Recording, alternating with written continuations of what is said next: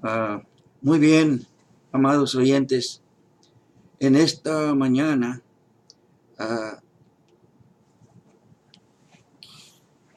quiero traer algo sobre la estatura de un hombre perfecto, de lo cual el profeta dijo o nos trajo esta enseñanza.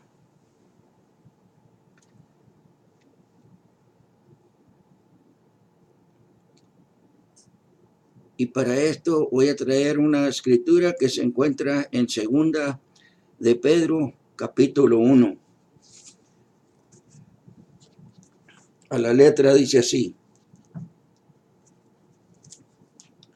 Simón Pedro, siervo y apóstol de Jesucristo, a los que habéis alcanzado fe igualmente preciosa con nosotros, en la justicia de nuestro Dios y Salvador Jesucristo. Gracia y paz os sea multiplicada en el conocimiento de Dios y de nuestro Señor Jesús, como todas las cosas que pertenecen a la vida y a la piedad nos sean dadas de su divina potencia por el conocimiento de aquel que nos ha llamado por su gloria y virtud, por las cuales nos son dadas preciosas y grandísimas promesas, para que por ellas fueseis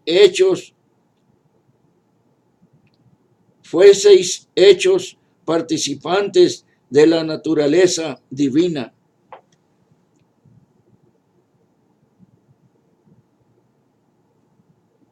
habiendo huido de la corrupción que está en el mundo por concupiscencia, a vosotros también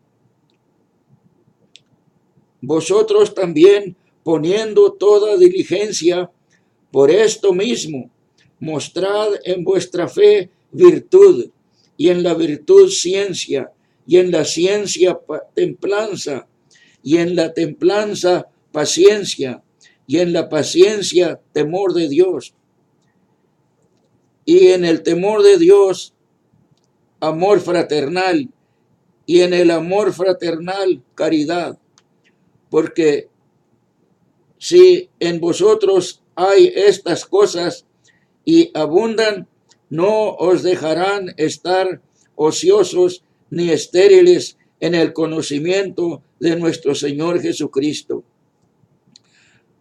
Mas el que no tiene estas cosas es ciego y tiene la vista muy corta, habiendo olvidado la purificación de sus antiguos pecados. Por lo cual, hermanos, procurad tanto más de hacer firme vuestra vocación y elección, porque haciendo estas cosas no caeréis jamás. Porque de esta manera os será abundantemente administrada la entrada en el reino eterno de nuestro Señor y Salvador Jesucristo.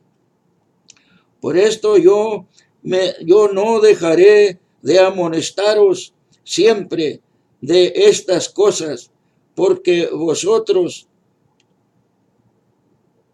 aunque vosotros las sepáis y estéis confirmados en la verdad presente, porque tengo por justo, en tanto que estoy en este tabernáculo, de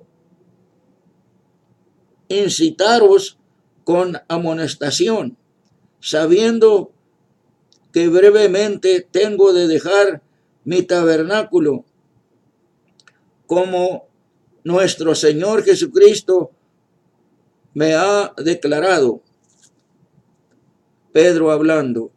también yo procuraré con diligencia que después de mi fallecimiento vosotros podáis siempre tener memoria de estas cosas, porque no os hemos dado a conocer la potencia y la venida de nuestro Señor Jesucristo, siguiendo fábulas por arte compuestas, sino como habiendo con nuestros propios ojos visto su majestad, porque él también recibió de Dios Padre honra y gloria cuando una tal voz fue a él enviada de la magnífica gloria: este es el amado Hijo mío, y en el cual yo me he agradado. Y nosotros oímos esta voz enviada del cielo cuando estábamos juntamente con él en el monte santo. Tenemos también la palabra profética más permanente, a la cual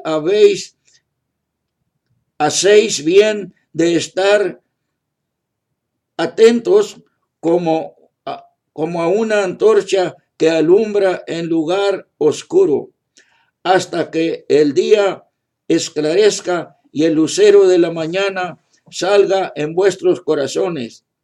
Entendiendo primero esto, que ninguna profecía de la Escritura es de particular interpretación, porque la profecía no fue en los tiempos pasados traída por voluntad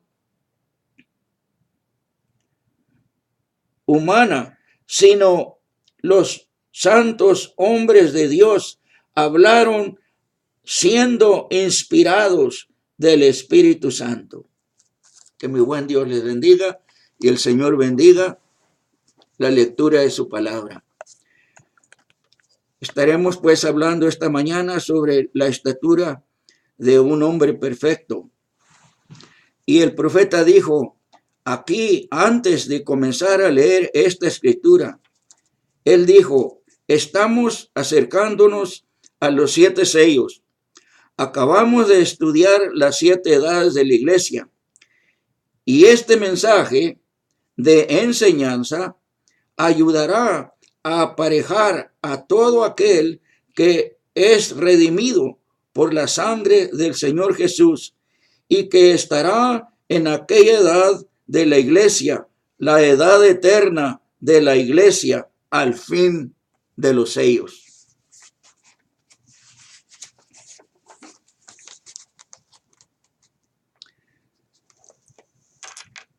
La estatura de un hombre perfecto. Ahora, fe es el fundamento de todo. Empero sin fe es imposible agradar a Dios, porque es menester que el que a Dios se allega crea que le hay y que es galardonador de los que le buscan. Hebreos 11:6. Ahora, ¿qué es pecado? Incredulidad. Mire, únicamente hay 2 elementos que gobiernan al ser humano. Estos son la duda y la fe.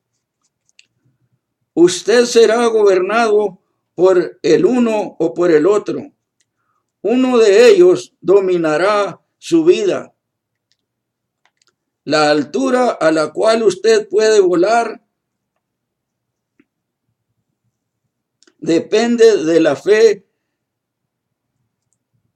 que usted tenga, pero primeramente tiene que haber fe. Ahora, vamos a estudiar esto por unos momentos. Fe es lo que usted debe creer. Fe es la sustancia de las cosas que se esperan.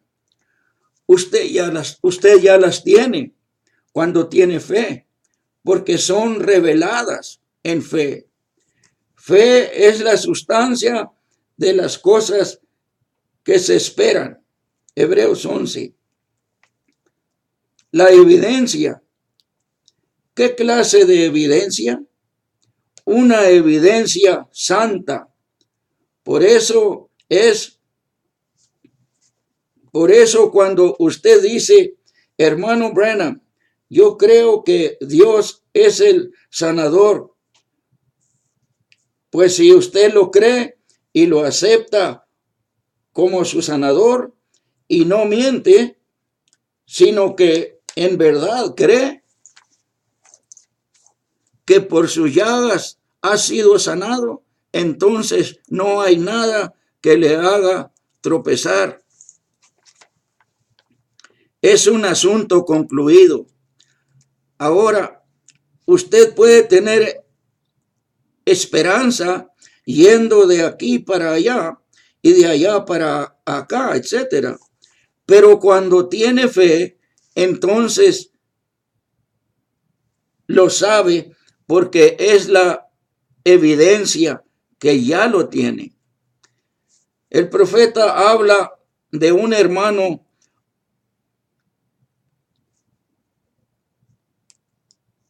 o del hermano Oral Roberts que le escuchó decir que había una fe de liberación orando la oración de liberación y que dijo,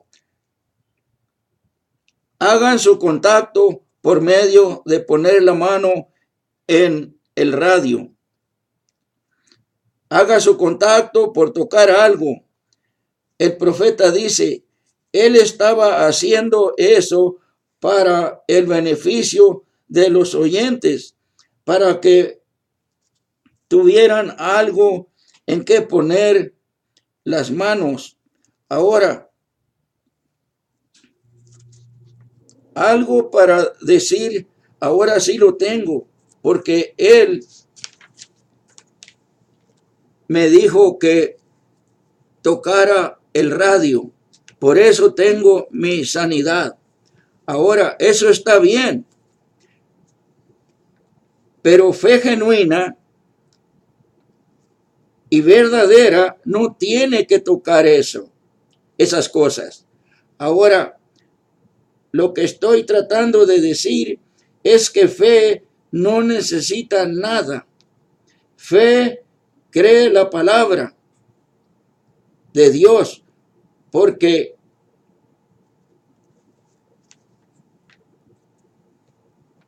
es la fe por el tocar, no. Luego la fe es por el oír y el oír por la palabra de Dios. Romanos 10:1. Y en eso está anclada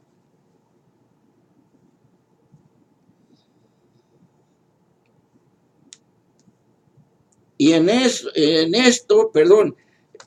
está anclado,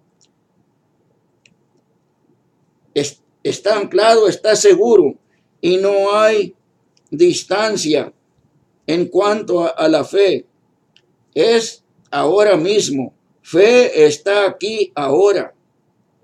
Como, por ejemplo, aquel niñito y la madre de los cuales la hermana Kate, decía el profeta, la madre que dio a luz a un niño que tenía el intestino por fuera y que no tenía abertura en el recto para expulsar el excremento. Ahora, esta madre oyó a la hermana Kate y los demás por allá testificando, y ella creyó que Dios podía tener contacto, que si él podía tener contacto y yo oraba por el niño. Ahora, Dios nos da gente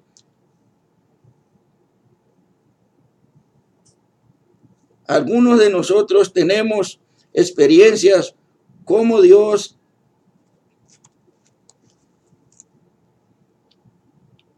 y que son tan verdaderas hasta que Dios parece tan claro como entrando aquí para hablar con nuestro hermano Nebo o con alguien que usted conoce. Y a veces pedimos que estas personas oren a Dios por nosotros. Y eso es lo que debemos hacer. Luego, si tenemos fe que aquella persona está hablando con Dios, entonces nuestra fe está firme, está asegurada y el asunto está concluido. Por ejemplo, el hermano que salió, el romano que salió a encontrar a Jesús, Mateo 8, 5 al 13, y le dijo: no soy digno de que entres bajo mi techado. Yo no me siento digno de eso, pero mi hijo está igual gravemente enfermo y tú puedes solamente hablar la palabra y yo sé que mi hijo vivirá. ¿Qué sucedió? La distancia no presentó problema porque Dios es omnipresente, es omnipotente y donde quiera que está Dios, allí también está su omnipotencia. Y Dios, siendo omnipresente, significa que está en todas partes y en todo lugar.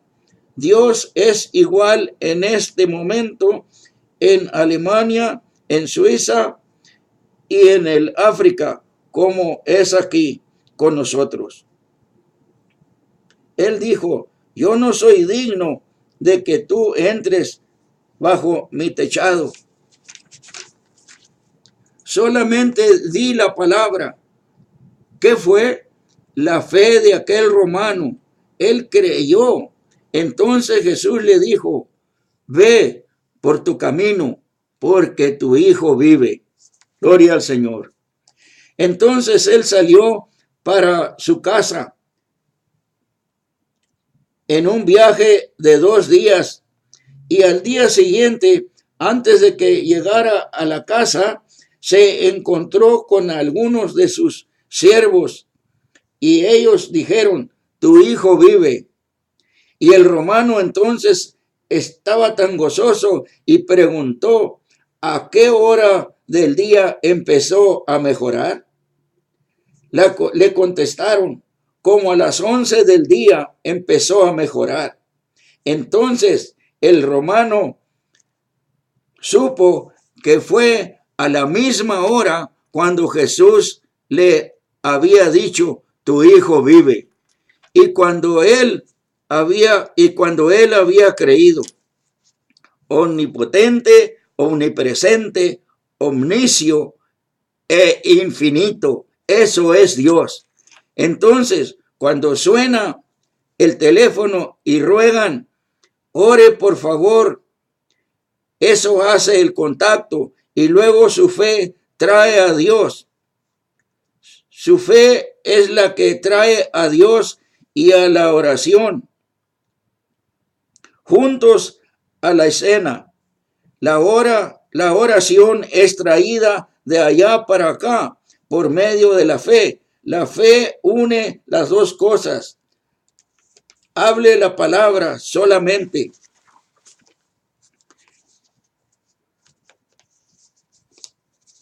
Quiero que diga la palabra y todo estará bien. Es lo que dijo el romano. Él no tenía que estar presente solamente tenía que hablar la palabra. ¿Por qué? Dios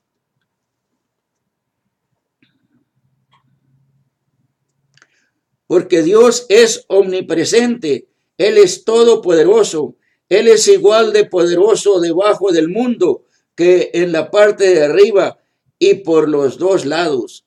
Él es Dios y Él dijo, solamente tiene que hablar la palabra, luego la fe hace lo demás. Entonces, uno tiene que tener fe como fundamento. Toda la cristiandad, todo lo que usted es y todo lo que será, todo está basado sobre fe en la palabra. Eso es lo que el profeta dice y sigue hablando. Por eso yo creo en la palabra. Yo no puedo poner mi fe en ninguna otra cosa. Si yo pusiera mi fe en una iglesia, ¿en cuál de ellas lo pondría? La católica, la luterana, la metodista, la bautista, la pentecostal, ¿dónde la pondría? Yo no sé, todas están tan enredadas, pero cuando pongo mi fe en su palabra, entonces está anclada, nadie lo interpreta. Aquí está, así, está, así dice el Señor. Ahora, yo creo eso. Ahí está la base. El profeta nos habla de un médico muy bueno que él conocía en la ciudad donde él vivía. Y dice, un amigo mío, el doctor Samuel Adar, nosotros nos conocimos desde pequeños. Un día me llegó una visión que era para él. Me mostró dónde él iba a construir su oficina y cómo iba a verse. Ahora vaya algún día y pregúntele si eso no es la verdad. Y la visión vino como 2 o 3 años antes de que sucediera. Le dije dónde iba a estar y que por poco ocuparía la cuadra entera. Y hay una sola cosa impidiéndole la cuadra. Entre la cuadra entera, y es aquella casa de rehabilitación. Él tiene todo lo demás, incluyendo la farmacia. Eso es todo. El doctor Adar cumplió la visión exactamente en el lugar del cual él mismo dijo, ese terreno ni se puede tocar por 25 años porque está en los tribunales. Le dije, doctor, el Señor se lo ha dado por razón de su humildad. Él dijo, yo de nada sirvo. Le dije, usted es como una tortuga que por fuera tiene una concha a través de la cual mira a sus amigos, pero por dentro es un hombre verdadero. Salga de esa concha. Dios le ha dado esto. Él dijo, Billy, nunca te he dudado, pero tendré que dudarte. Pero tendré que dudar esto. Nos despedimos y él se fue para su oficina. Al día siguiente me telefonó y dijo, me estoy muriendo de frío. Pregunté, pues, ¿qué te pasa, doctor? Apenas es el mes de julio. Dijo, ya compré el terreno. Anoche se reunieron los dueños allá en Boston y ya compré el terreno. Compré el terreno esta mañana. Le respondí, ¿no se lo dije? Después el profeta, estando en su oficina, el doctor le dijo, creo que he contado eso como a 1000 personas de las que han entrado aquí.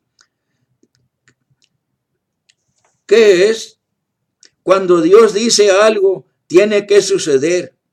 Luego habla de unos amigos que llegaron a la casa que habían oído de la visión del reno que tenía los cuernos de 42 pulgadas y aproximadamente 10 centímetros,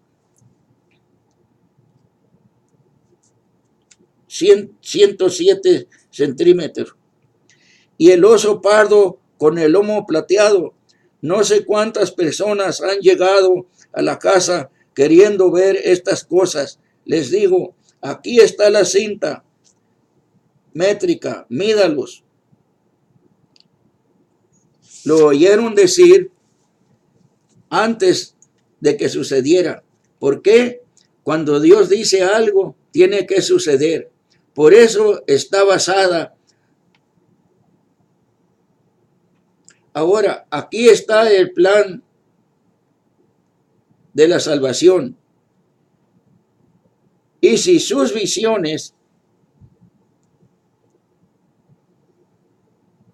suceden perfectamente y exactamente como Él dice, y esta iglesia sabe, la iglesia donde Él predicaba, que es la verdad, entonces, ¿qué de su palabra? La palabra es más segura que las visiones. Si la visión no habla según la palabra, entonces está mal.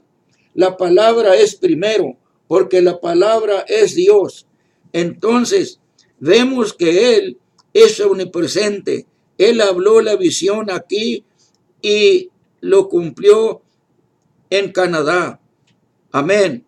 Él es omnipresente. En primer lugar, usted tiene que ser renacido. Escuche bien esto, porque esta es una de las cosas primeras, porque el Señor dijo, si no nacieres de nuevo, no podéis ver el reino de Dios ni entrar. Entonces esto es vital para nosotros. En primer lugar, usted tiene que ser renacido y luego tendrá fe y creerá la palabra. Mientras que no haya, escuche, reconocido, estará discutiendo en contra de la palabra. Mientras que no haya renacido, estará discutiendo en contra de la palabra. Si únicamente es un simpatizante de la religión y tiene un poco de sabiduría humana acerca de hacer el bien, nunca podrá estar de acuerdo con la palabra de Dios. Nunca lo hará. Tiene que ser renacido y el nuevo nacimiento produce fe. Ahora, después que obtiene la fe, apenas está en una posición para comenzar a crecer. Muchas personas vienen al altar a orar y dicen, Señor, perdóname. Y sobre ellos viene una gran obra de santificación.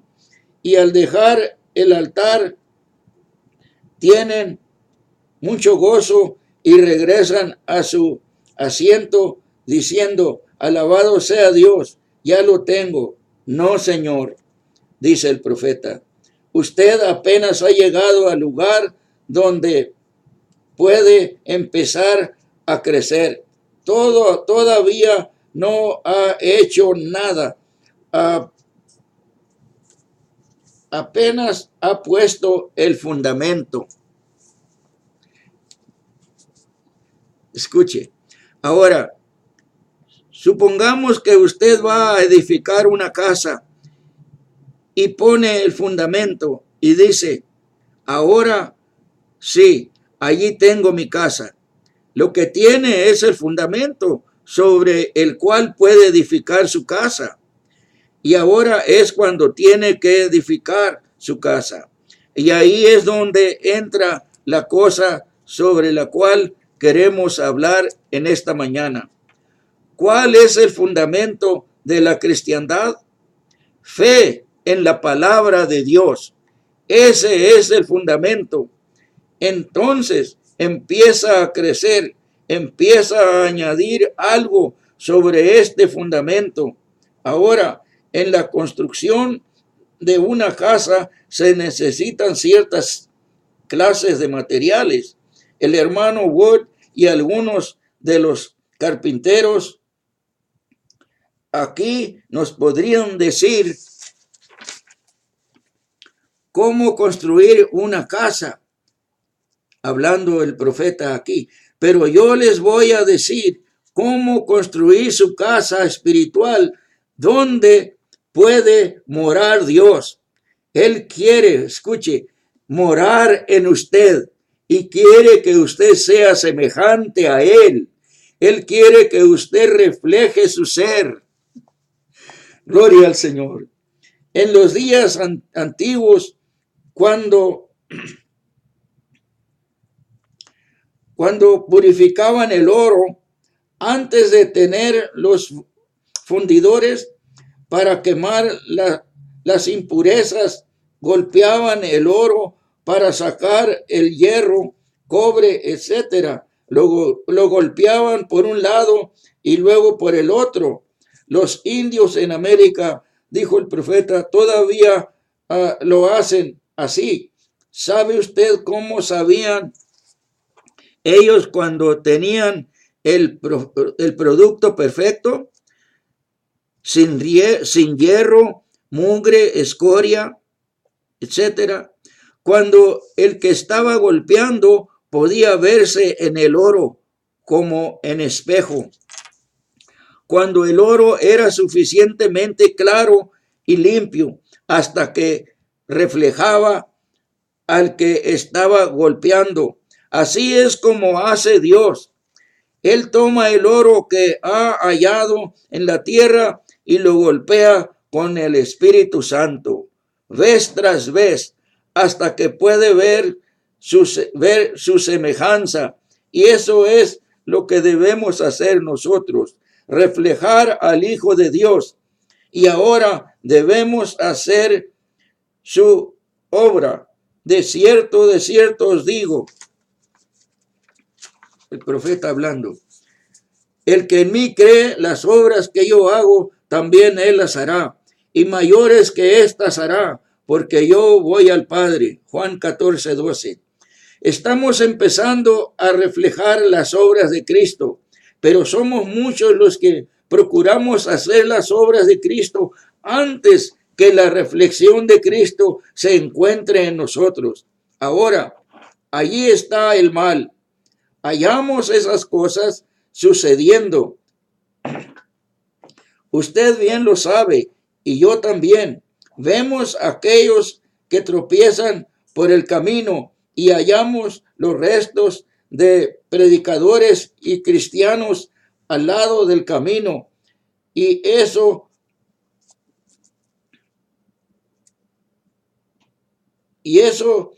porque no entraron correctamente al asunto. Y por eso estoy aquí esta mañana, dice el profeta, para procurar enseñar a esta iglesia y a mí mismo cómo podemos llegar a ser el lugar de la morada del Dios viviente. ¿Cuántos quisieran serlo? Gloria al Señor, aleluya. Amén. Ahora, aquí está lo que debemos hacer. ¿Cuál es la primera cosa? Tener fe y ser renacido. Así ponemos el fundamento. Después del fundamento, seguidamente agregamos al fundamento, como dijo Pedro. Primero ponemos el fundamento, fe, y luego agregamos virtud a esa fe. Ahora, Allí acaba con muchos de nosotros. Sí, Señor. Agréguele virtud a su fe. Ahora, eso no significa solamente vivir una vida virtuosa como un hombre o una mujer, viviendo bien. Eso no tiene nada que ver con el asunto. La Biblia dice en Lucas 5:30, conociendo en sí mismo la virtud que había salido de él, ¿es cierto? Si vamos a ser como él, entonces tenemos que tener virtud. La tenemos que tener para ser como él. Él dice, el profeta, uno de los primeros himnos que amé fue ser como Cristo. Ahora, si voy a ser como Cristo, entonces tengo que tener virtud. Y una vía por la cual esta virtud pueda pasar de mí a la gente. Porque virtud salió de él hacia la gente. Si no la tiene, entonces no saldrá, porque no hay de dónde salir. Si alguien trata de sacar virtud de nosotros, pues el cheque sería regresado con esta marca: no hay suficientes fondos, porque no hay de dónde pedir. El cheque rebota y siguen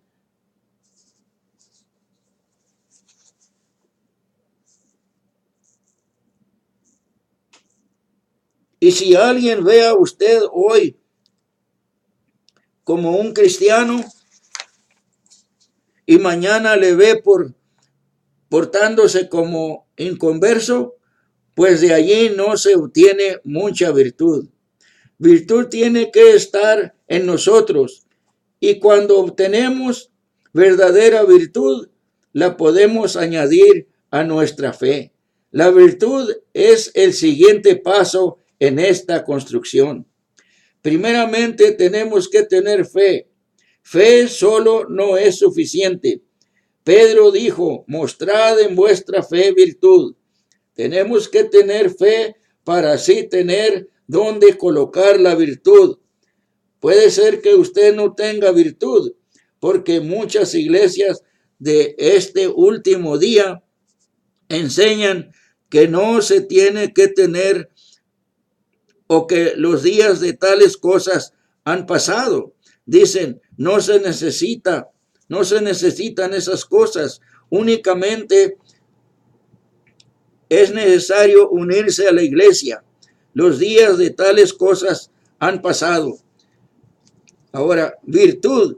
Cualquiera sabe lo que quiere decir virtud, y la tenemos que tener. Si virtud salió de él para sanar a la mujer que estaba enferma, entonces él espera que la misma virtud esté en su iglesia, porque él fue nuestro ejemplo.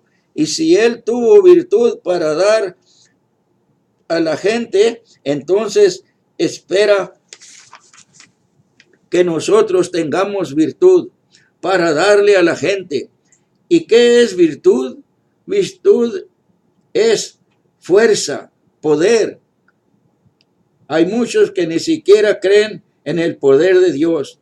Dicen que eso fue para los días pasados, y lo único que uno tiene que hacer ahora es poner su nombre en el libro y ser bautizado por inmersión o rociamiento o lo que sea. Y eso es todo lo que se necesita.